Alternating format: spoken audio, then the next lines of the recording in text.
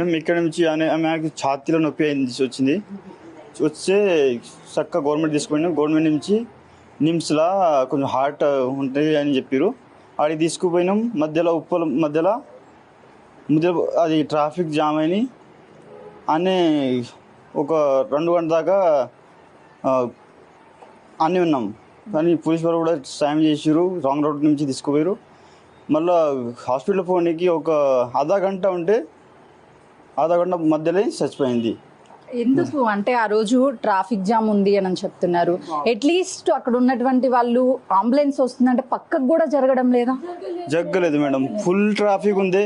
మా అన్న కూడా బయటికి పోయి మొత్తం లొల్లి పెట్టినాం.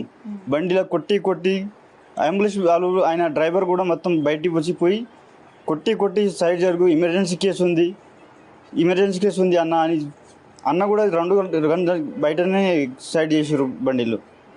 మీరు ఎక్కడో నేపాలి నుంచి ఇక్కడికి బతకడానికి వచ్చారు. ఈరోజు పిల్లలు 3 అనాథలుగా మారిపోయారు. మీరు సాయం చేయండి మేడం. నాకు ఎవరు లేరు. మనం నేపాల్ నుంచి బతుకునికి ఇక్కడ వచ్చినాం.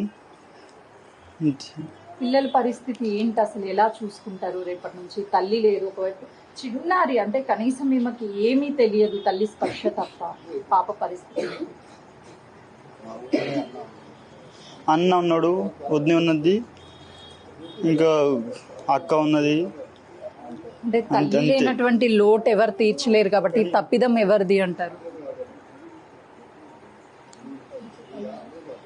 ఫ్యాన్స్ ఆ రోజు మొత్తం రోడ్డు బ్లాక్ చేయడం వల్లే ఇది అయింది అనుకుంటున్నారా? ఇది ఎట్లానే అయింది మేడం.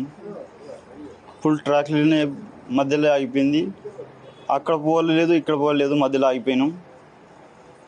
అప్పటికి మీరు చెప్పే ప్రయత్నం చేశారా? అంటే ఎమర్జెన్సీ, దయచేసి పక్కకి జరగండి చెప్పిన మేడం. ఫుల్ బయటికి వచ్చి పేషెంట్కి వద్ద పట్టుకుంది.